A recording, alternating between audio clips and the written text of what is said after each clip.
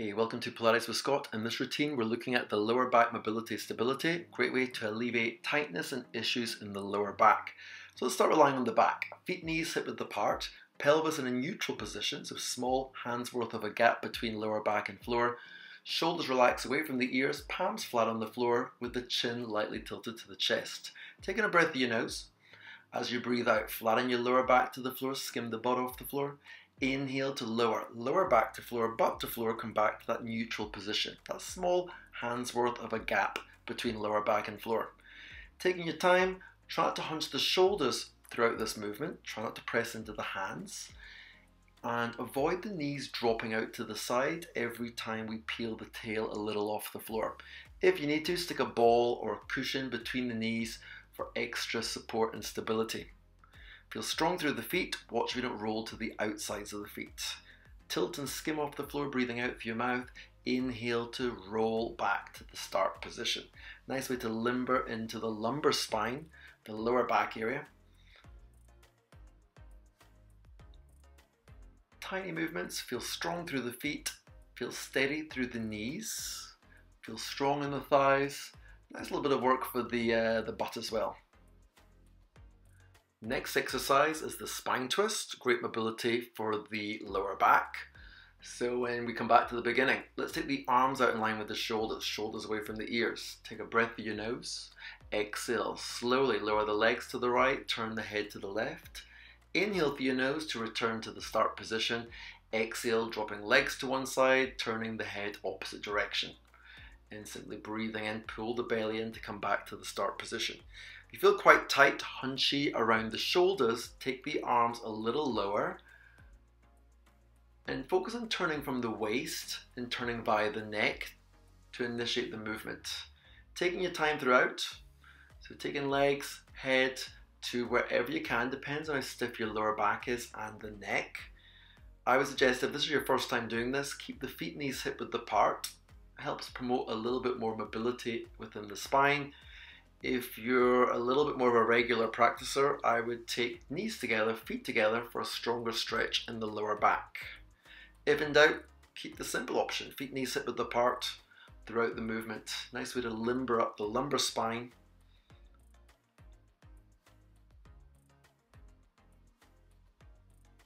Don't force the range of movement, as I've mentioned. Just taking legs to wherever you can, depending on how stiff the back is. And also with the neck, trying to get the ear to the floor, but again, don't force. Just see how it feels for the neck.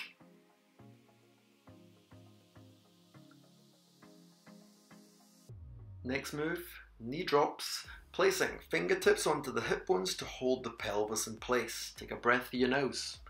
As we breathe out, the right knee drops out to the right side. Breathing in to return to the start position. As you breathe out, just drop the left knee out to the left side. Come back to the start position. As you drop the right leg out, focus on holding the left leg in place. Watch the left knee doesn't drop out to compensate that right leg dropping out. And same with the opposite sides.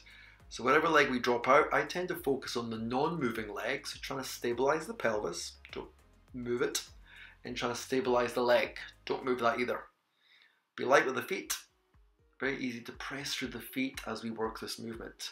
For a second opinion, we can always lift the head, have a look down to see if the hip moves as we move the leg. So you're trying to keep your hip as steady as you can, trying to hold one leg in place as we drop the opposite leg out. And taking leg as far out as you can without obviously twisting the pelvis. So trying to look for range of movement. But again, if this is your first time, you might find this movement's pretty stiff. Trying to keep your shoulders relaxed. And try to maintain a neutral position throughout within the lower back. For the next exercise, relaxing the arms by the sides, shoulders away from the ears. Take a breath through your nose.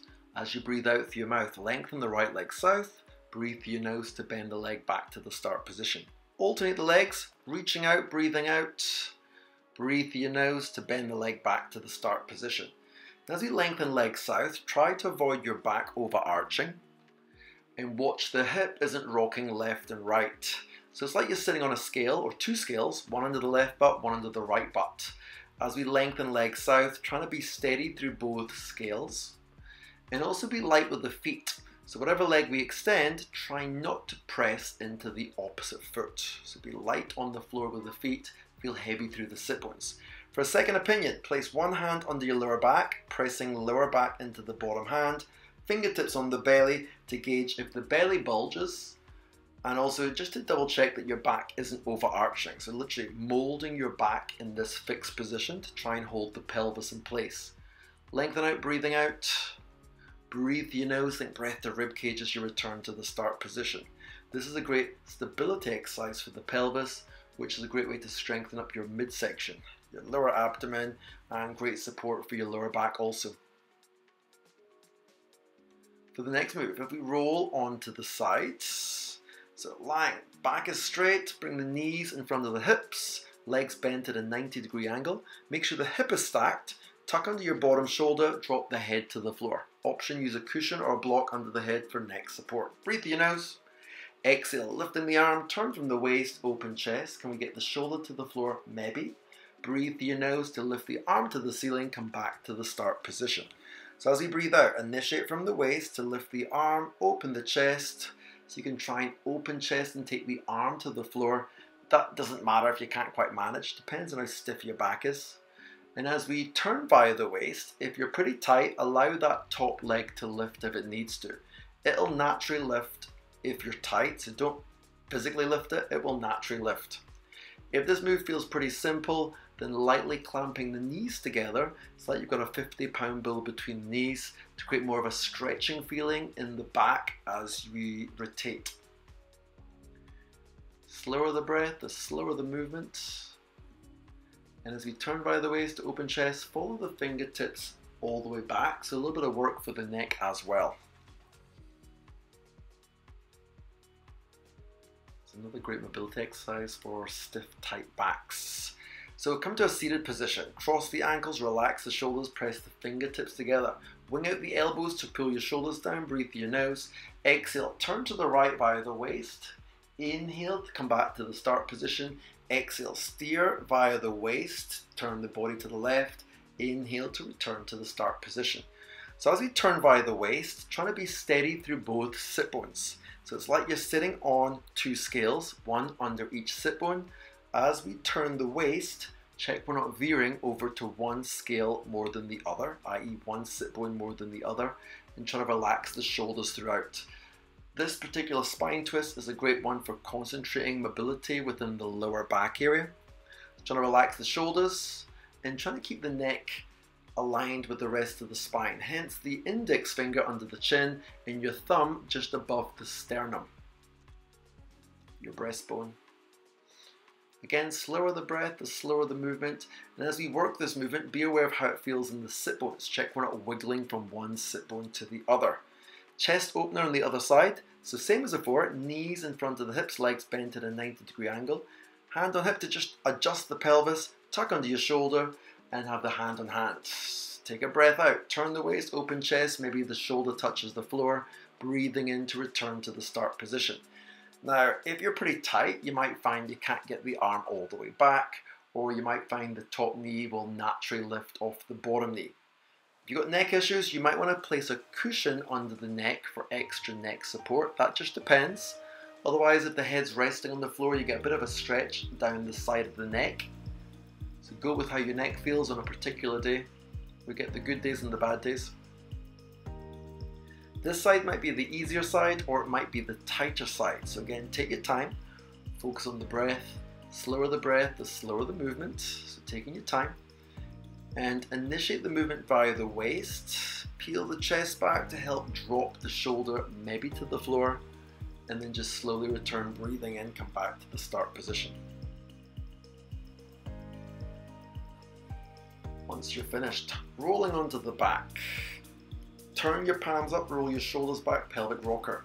Dropping left leg to the floor, push into the right side, then just rocking opposite direction.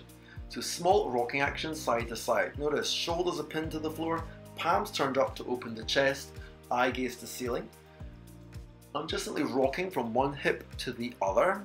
If it feels good, make the movement a little bit bigger. So unlike the spine twist, we drop one leg to the floor, push into the opposite leg, and then rock opposite direction.